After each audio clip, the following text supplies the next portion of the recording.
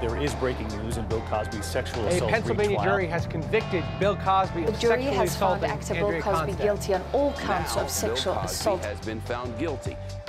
We don't get anything for women. We don't achieve anything unless we are powerful and understand our own power. But we have to be really tough.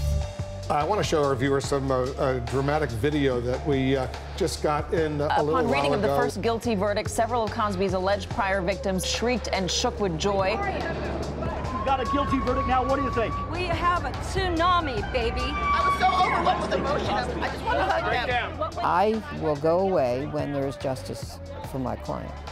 But until there's justice, Gloria! I will be relentless in the pursuit of justice. Gloria, hold on a second. Because they deserve it. Women were finally believed, and we thank the jury so much for that. Bill Cosby, 3 words for you. Guilty, guilty, guilty! Thank you.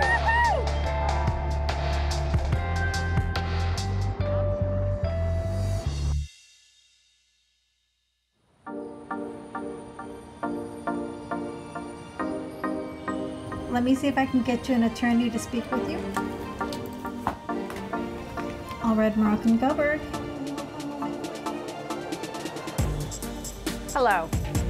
How are you? Good. Very nice to meet you. Nice to meet you, Ms. Allred. Please, you're going to be right here. All right, thank you. I want to now bring in attorney Gloria Allred. She represents 29 women who claim Bill Cosby sexually assaulted them. He testified that he did give quaaludes to some women with intent to have sex, although is whether he's going to testify under oath. And not by a tweet in the middle of the night from the bedroom in the White House. There's lots of things that critics say about you. Self-promoter, grandstander, media manipulator, sensationalist. Do you understand why people try to label you that way? And Well, does it of bother course, there are many people who would like women to be silenced, and they're very, very disturbed by the fact that I help individuals who are not celebrities, who allege that they have been victimized by celebrities, to be heard. And there are people who don't like that because for some reason they may think that only celebrities matter, and maybe they just like the sound of men's voices. I don't know, or maybe there's some other reason. But women's voices matter. 5, 4, 3, good? You have 2 women, Gloria Allred and her daughter, who have created this campaign, this smear campaign against Mr. Cosby. My better question for you is, what did Gloria Allred promise these women? And Ms. Allred, what about the Netflix documentaries? Tell me about those bar claims that you're facing right now in California. Address that. Why are you here? I am not disrupting facing any bar investigations whatsoever. You're not? No. I felt like you liked those moments. You live a little bit for those moments. You obviously like debating. You like that back and forth. I'm not adverse to challenging someone who is an opponent on what he said. Explain to me this, Ms. Allred. Why did you ask for $100 million? I'm going to respond. Oh, I'm so glad you asked me. Why did you ask for $100 million? But you need to listen and don't. I believe that those who do not have a close relationship with the truth need to be challenged because truth matters. No, you do your own press conference. Thank you, guys. Because you don't want to hear You're going to come over in my press conference and did I disrupt you? Did I disrupt you? I'm not intimidated by them. I know what is right. I know what the truth is. And I'm not going to stand there and allow any of my clients to be defamed or to be discussed in a way that is not truthful.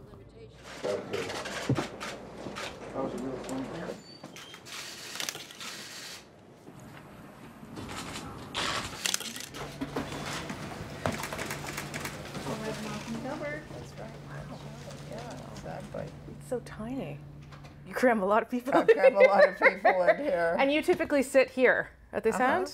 And you don't say much. You just sit there. And, yeah. Well, often they insist that they're not going to cry. They don't want to cry. Yeah. They just want to say what they have to say. Yeah. But they often end up crying. Sure. Because it all comes welling out of them. I did the right thing for Andrea Constant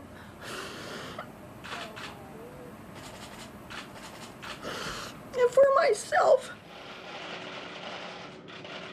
His behavior was like that of a predator. I will continue to speak the truth, and I refuse to be intimidated into silence. He laid next to me on the bed and began. They're in front of all those cameras, the whole world, recounting unpleasant, painful, traumatic things. Why do you think so many of them do that? Because they want their voices to be heard. Yeah. And many women have decided they don't wish to suffer in silence. And they know the risk, and they were willing to take the risk. I think a lot of people associate you with cases against celebrities, and they assume you're making tons of money, and that's why you're in it. But when you read your book, you realize the breadth of people that you have represented. People from farm workers to prostitutes to dry cleaning people to... Right. So when people say that about you, oh, you're in it for you, you're in it for money, what do you say to them? I'm in it for justice.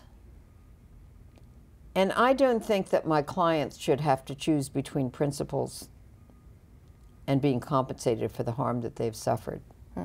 Men don't have to make that choice. They can have both principles and the money.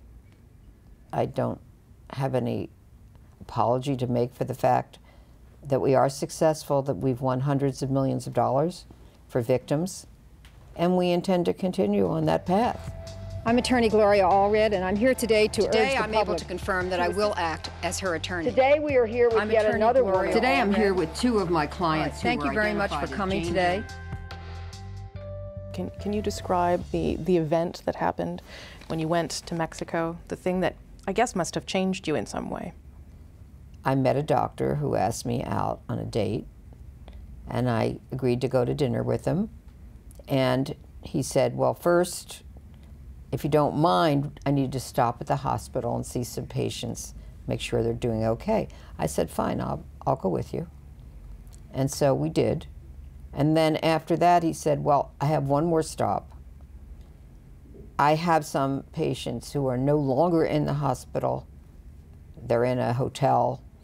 I need to go there just to check on them and see how they're doing as they're recuperating. I said, okay. And he opened the door, and I walked into the room, and it was empty, and I turned around, and he had a gun pointed at me. And after that, he raped me. And I was in complete shock. I still am to this day. In any event, after I left Mexico and then returned to the United States, then I became pregnant, and then I had a decision to make, and ultimately I got an abortion. It was not a crime for me to have it, but it was a crime for anyone to perform it upon me. I hemorrhaged, and I went to the hospital. I almost died. I had to be packed in ice. I had 106-degree fever. And then a nurse said to me, I hope this teaches you a lesson. I still don't know what lesson she hoped that it would teach me, because the only thing I learned from it is that it is wrong and dangerous to the lives and health of women for abortion to be illegal, unsafe, unaffordable, unavailable. Is it hard for you to tell that story? You say you're still in shock about it.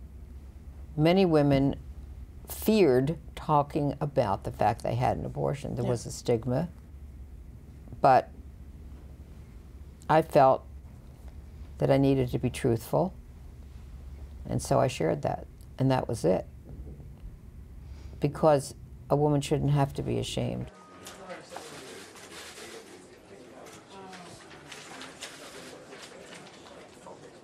I'm here today with yet another victim of Harvey Weinstein. Her name is Natasha Malta. I was sitting on the bed talking to Harvey when he pushed me back and forced himself onto me. It was not consensual. I laid still and closed my eyes and just wanted it to end. I played dead. I believed in the Cinderella story. I thought I am supposed to look for this guy that is the prince, and then by the age of 26, I'll have babies with him and marry. And you'll live happily ever after. Exactly what I thought. But it's a fairy tale. It's not the reality. And what we say in the women's movement, you need to become the person you wanted to marry. Mm-hmm. Yeah. If you wanted to marry someone who would take care of you and protect you, you need to take care of yourself and protect yourself. Mm-hmm. For many of my clients, for example, they've come in with little girls' voices that are just kind of trapped in their little girls. And they're adult women. And once they become empowered, they learn their rights, they learn how to assert their rights, they become vindicated when they have asserted their rights, they're rewarded for asserting their rights. Sometimes that little girl voice turns into a full adult woman's voice. We now have Harvey Weinstein, who I know you're representing one of his accusers, Bill Cosby, Kevin Spacey. I mean, the list is longer than we could have imagined. What has happened, do you think, that this has all started to unfold in this way? Well, women have just been sick and tired of being sick and tired of being silenced. And they've decided they want to speak out. And they are feeling that if I speak out, it might help other women, because there may be other victims of that same perpetrator. Mm-hmm.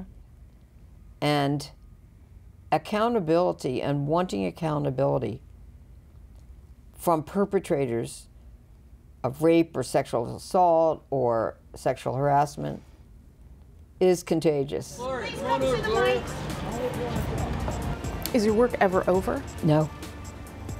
And it will never be over in my lifetime, because women are not equal yet with men. We're not there politically, economically, socially, legally. We have a long way to go. The fight has just begun. And no surprise, Gloria Allred is taking aim at another bastion of male power by representing 5 former NFL cheerleaders. They're suing the Houston Texans, accusing the team of unfair treatment and intimidation.